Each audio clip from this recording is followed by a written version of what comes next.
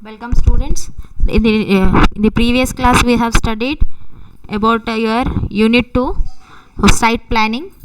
Today we will be studying about the water efficiency and conservation, efficiency and conservation in your unit 2 part 1 we have finished yesterday, how the site planning can be done for green buildings. Now we will be studying about the how the water efficiency and water conservation and efficiency can be done in your green buildings. See here, why we are taking the water into the consideration nowadays. The according to our per capita demand, daily usage of a person will be how much? 135 liters per day. That includes drinking, cooking, washing and flushing, right? 135 liters per day. Whatever for our conventional building, we will be getting the municipal water.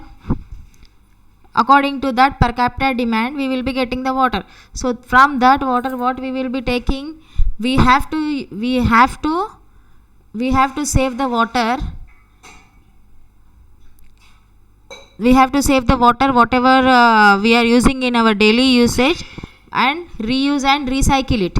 That is the main concept. See here, water is a precious resource that need to be conserved and reused so we don't run out. Strategies for doing this includes proper selection of landscape plants, materials and irrigation system, use of high efficiency plumbing fixtures, water reuse and treatment systems.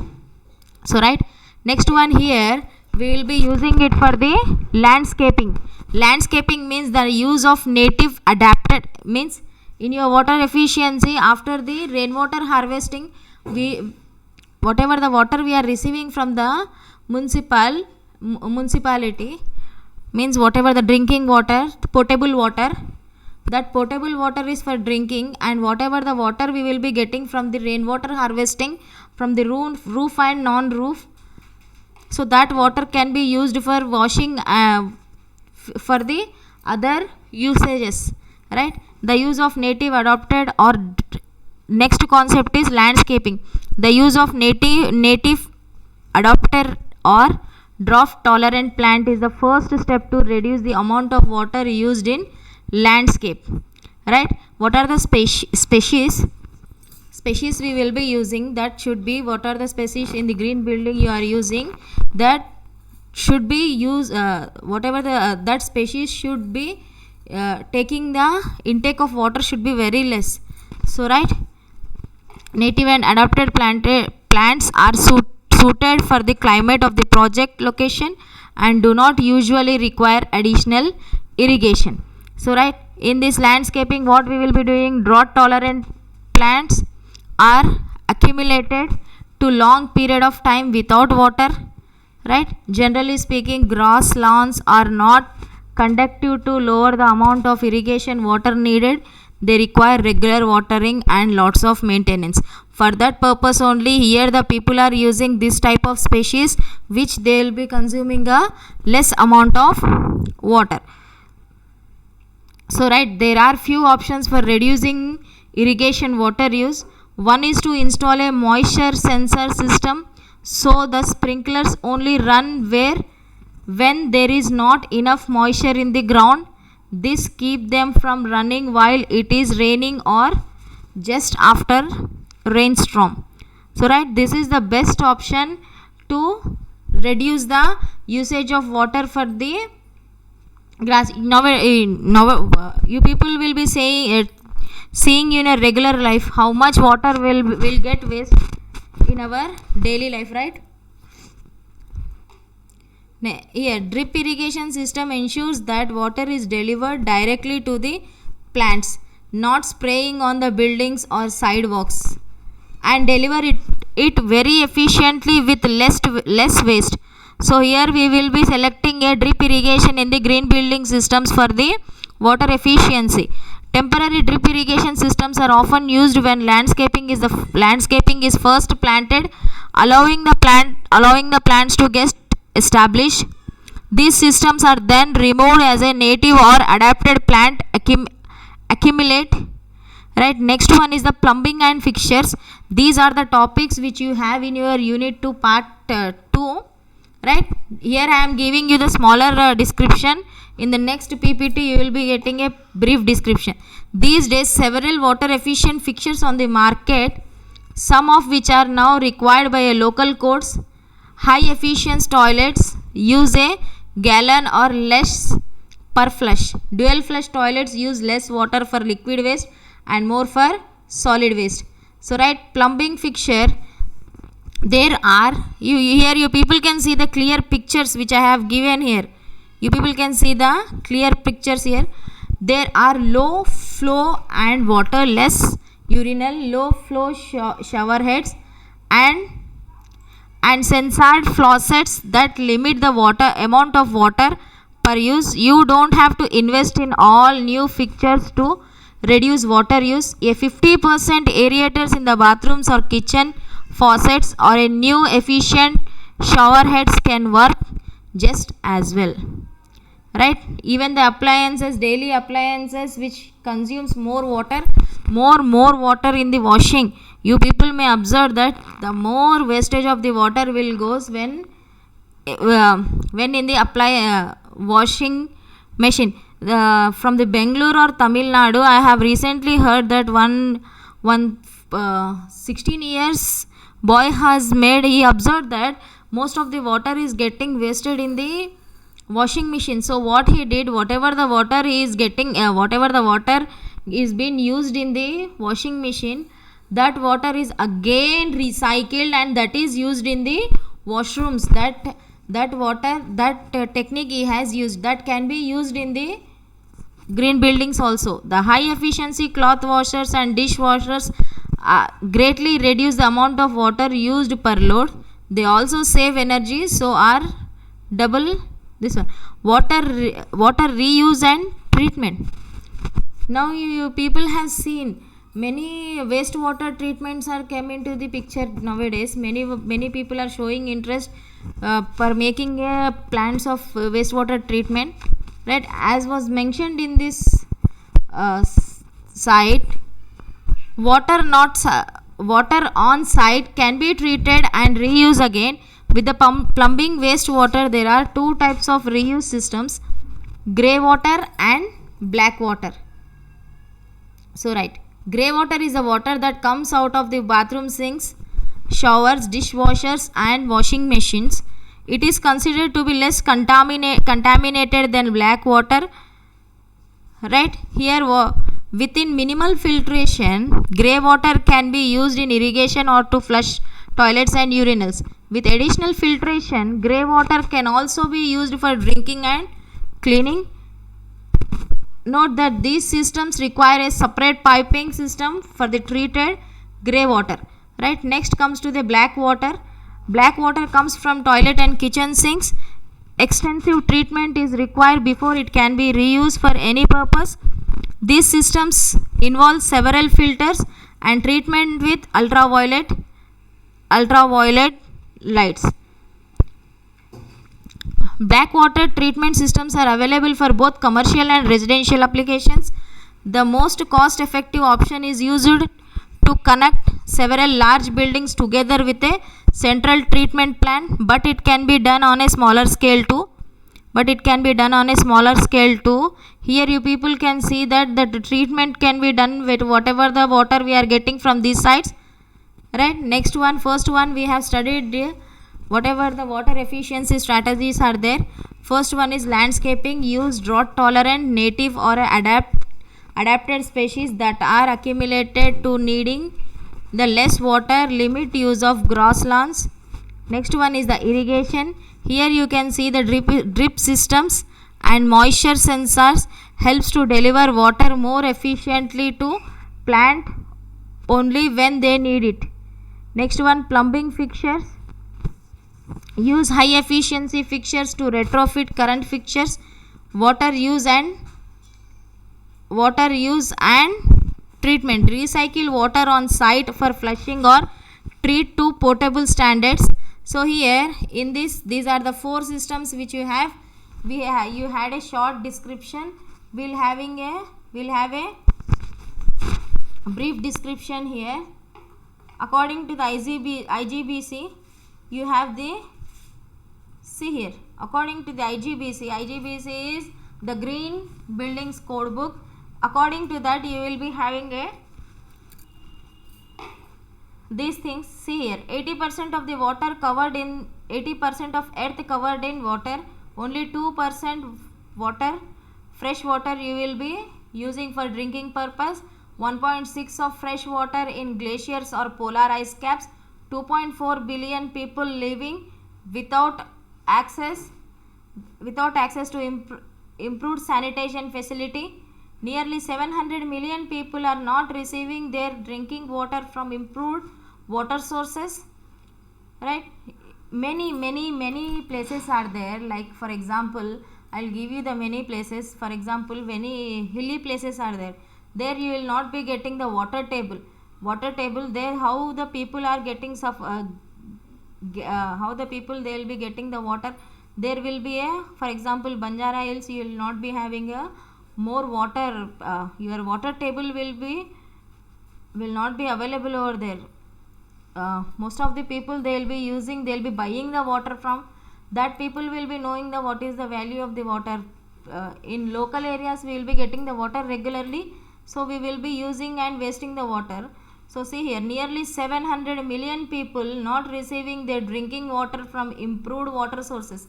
Many countries are there where you don't even find the pure water to drink. You won't even find the purified water to drink. Global water demand increasing at the rate 1% per year due to population growth, economic development, changing consumption pattern. Water consumption continue to grow over next 2 decades. 3 billion people. This is given by the IGBC. So IGBC will be giving all over world. IGBC will be considering all over world calculation here. 3.6 billion people, half global population, live in area potentially water scarce at least 1 month per year. This figure may go to 4.8 to 5 million by 2050. So right, water as a resources, a clean or safe water, most valuable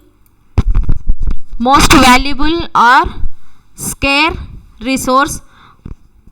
Water elixir of life, promoter of physical development, promoter of economic development, critical for sustainable development, critical for human health, critical for social development, generator of employment, 3 out of 4 jobs worldwide, the sustainer of human living in terms of food, energy, transportation, business, nature, leisure, identity, culture and social norms. In our daily regular life, our most of the activities will be related to the water, right? So see here, United Nations World Water Reports 2016, globally 3.2 million people dependent upon the access to water or water related services. Water shortages or lack of access may limit future economic growth. Here, water stress can create security challenges, force migration, undo progress. Like desert areas, you will not be getting the proper water, right? Force migrations, undo progress, promote poverty. Now in India, most of the villages has not how much we have developed. Even now, many of the villages in India, they don't get the water facility. They have to go miles ago to get the water for drinking purpose only, right? Next one is the climate change to further intensify crisis, managing ever increasing water demand, single greatest development challenges as national or communities facing in the 21st century. Water in the Indian context, right? Indian highly land stressed Indian highly water stressed. India holds just 4% of world's fresh water, that is equal to 0.016%. 16% of global population. Half of India's water supply in rural areas contaminated with toxic bacteria. Half of Indian water supply in rural areas contaminated with toxic bacteria. Every year, India loses 600,000 children due to illness associated with unclean drinking water. This problem is especially in Telangana. Our Nalgonda area water is contaminated with the fluorine. Due to that, many children they are born handicapped. You people can have a look on this in Google. You can search Nalgonda, how Nalgonda people has been suffering from these diseases, right? Next one, as per World Bank, 163 million Indians lack access to safe drinking water. 210 million Indians lack access to improved sanitization. 21% of communicable diseases linked to unsafe water. 500 children under the age of 5 die from diarrhea each day in India. Next one is water crisis in India. Why I am saying you people, why I am teaching this may be useful in your in your water. If anyone want to take any this one government exams also, this is very useful for your in your environmental engineering subject.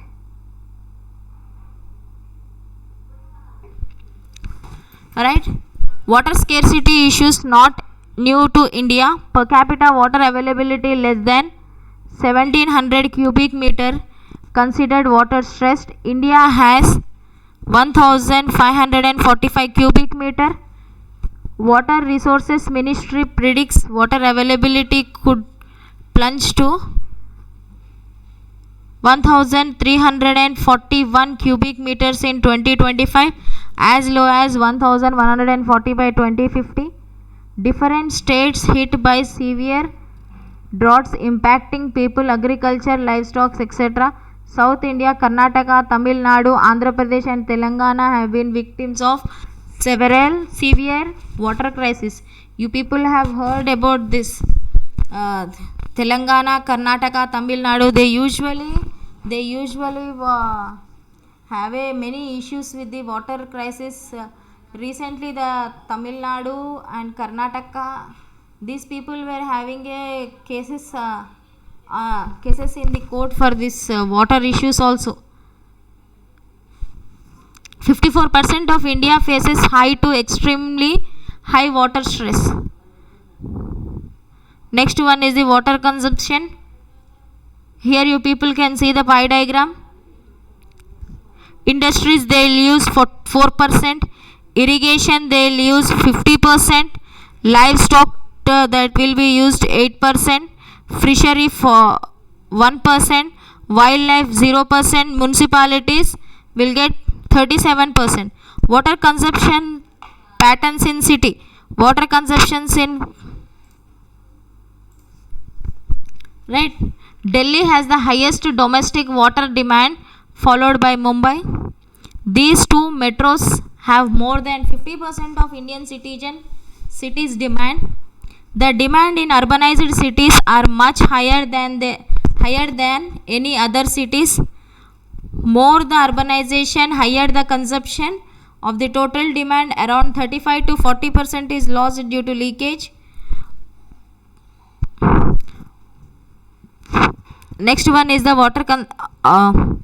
critical issue of water consumption is demand on supply aquifers or sources exceeding its ability to replenish itself. Rapid growth. Here the key drivers of water demand or consumption is rapid growth of population, increased urbanization, increased per capita income, highly consumption lifestyle, industrialization, water intensive fixtures, water intensive agriculture crop, large misuse or wastage of water, poor water management. managing water in built environment. When it comes to the built environment, means our that is completely comes under your green buildings, right? See here, building environment has a significant impact on environment and consumption of resources. 16% of world fresh water withdrawals, 25% wood harvested, 30% consumption of raw material, 50% of global energy consumption, 35% of world CO2 emission, 40% of municipal solid waste, 50% of ozone depleting CFCs still in use, 30% of residents having sick syndromes. So right here, the 70% of global warming outcome of built environment or transportation. Major of existing buildings have a low concern for energy conservation.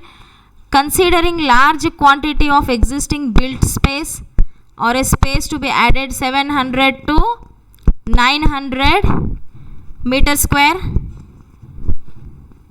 700 to 900 meter square here. Global energy or environmental implications can be critical. Building need to be designed, construct and operated with utmost care, consideration for energy. And so see here, building environment has significant impact on the environment and the consumption of the resources. So right here, whenever we will be constructing the building, so that building has to be mostly constructed by using the natural resources. Then what happened that when we will be using the natural resources, then there the ozone depleting can be decreased. Whenever see here, the 70% of global warming outcome of built environment or transport. Major of existing building have low concern for energy conservation. So these days everyone is becoming commercial. They are not even consider about using the natural resources for making the environment free from pollution. So right, next one, approach to water management. Here water management, what you will be having: protect water, conserve water, protect water quality, reduce consumption, find alternate sources, make additional to the water sources. See here, under the water management strategies, what you are getting: use integrated process to access existing water resources. So how can we exist the water resources? For example, only we can see many lakes and many talabs that are getting closed, and they are constructing the buildings on them, right? From where we will be getting the water resources. Opportunities for reducing water demand and alternative water supplies. So alternative water supplies means obviously the rainwater harvesting will comes into the picture here. Next one, promoting green buildings to encourage innovative water saving strategies that help projects use wisely, right? So right here, the promoting green buildings to encourage innovative water saving strategies that helps use water wisely, right? We have already studied about this one. Promoting effective water strategies include installing efficient plumbing fixtures, use dual plumbing, use non-potable water, installing meters, choosing locally adopted plants. Choosing locally adopted plants is nothing but those who consume the water less water. Using xeriscaping and landscaping methods developed especially for arid or semi-arid climates that utilize the water conserving techniques. Use of drought tolerant plants and efficient irrigation. What we will be using here, that will be your this one, drip irrigation. So right, next one is approach to water management. Here what you have: principles of managing water, making building water efficient over entire life cycle, embodied and operational use of the water. So what we are doing, whatever the building we are making according to the green building practices, that we need to make a water efficient over the entire life cycle. Means whatever the water you will be having, we need to follow reuse, recycle it and make it a usable water. So that means that one. Next one, promote slow the flow of water. Promote slow the flow of water means when you are gardening, at that moment what you will be doing, whatever the water that will be continuously, we will be wasting the most of the water for gardening. So at that moment we will be using the sprinkler systems, right? Next one, promoting economical and optimal use of water. So whatever the daily per capita demand we have 135 liters per day, that should be decreased and that should be made economical. And whatever the water you will be making, whatever the water you will be saving with your rainwater harvesting, that can be used, right? Next one is minimize wastage. Minimize wastage means whatever the, we should try to save the water. But I already told you, when we will be washing clothes, at that moment we will be wasting most of the water. Even for bathing also we will be wasting a most of water. That wastage can be minimized. And minimize leakages, use the proper supply of water. The medium for supplying the water should be in a proper, means whatever the leakages, that by leakage also we will be losing most of the water. And you people can see on roads how much water they will be wasting. Next one, using efficient fixtures. When you are going for the plumbing fixtures, water closets, at that moment you need to be very attentive what type of fixtures we will be using. And next one is using native plants and trees. Native plants and trees means whatever the species in trees you are using, that should be consuming the less water. And for that purpose only we will be using the xeriscaping or landscaping. Use low water embodied material, using material requiring less water in making, and use low water construction technologies. So here also what we will be doing in green buildings, we will be using the materials which consume the water less. Use low water construction technologies. Next one, use water efficient landscaping. Use native trees or plants, as we have discussed earlier. The plants and species which you will be using, that should be consuming the water very less. Next one is the mulching trees or plants to retain moisture. The mulching trees you have already seen here.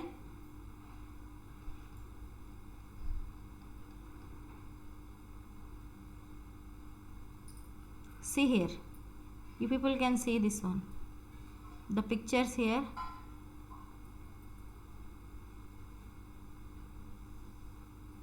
These trees will be consuming less water instead of grass. Plants to retain moisture, prevent evaporation. Prevent evaporation is nothing but whatever the retained water on the plants, that will be evaporating due to the heat in the weather, due to the humidity in the, whatever the water will be mostly when the heat is increased, if whatever the water will be sprinkling on the plants, that will be get evaporating in a seconds. So that mulching plants, whatever the mulching trees are there, they will be completely always retaining some moisture on that. So that prevent evaporation. Using alternate source of water like rainwater harvesting, right? Like rainwater harvesting, what we will be doing here, see here, cost effective strategies for water efficiency. Here what we are taking, high cost impact, some cost impact, and least cost impact is optimization of water demand, use of water efficient systems, use of recycled water, and rainwater harvesting. So rainwater harvesting is a things which have been used very frequently, many of the people. And now whatever the buildings they are constructing, they are our GHMC and that people are very particular about regarding the rainwater harvesting pits. They are even asking for the rainwater harvesting pits whichever the new buildings are getting consideration constructed. So here optimization of water demand, use of water efficient system, and use of recycled water and rainwater harvesting. So rainwater harvesting is the very good practice. So see here by rainwater harvesting we can do that, we can go for the irrigation in the rainwater harvesting can be done in a two types. One is rooftop and one more is a non-rooftop, that we will be studying in the next class. But here by using the rainwater harvesting, what we will be doing, we will be going for the irrigation. You people can see there are few options for reducing irrigation water use. Whatever the water rainwater harvesting, whatever the rainwater what you are storing, that can be used in the irrigation. One is installed to a moisture sensor system, so that will be sprinkling, the sprinklers only run when there is not enough moisture in the ground. So right, whatever the soil, whatever the water you are taking, whatever the water you are getting stored by using the rainwater channel, that water can be used for the irrigation purpose, right? So in the next class we will be studying about the how the rainwater harvesting can be done.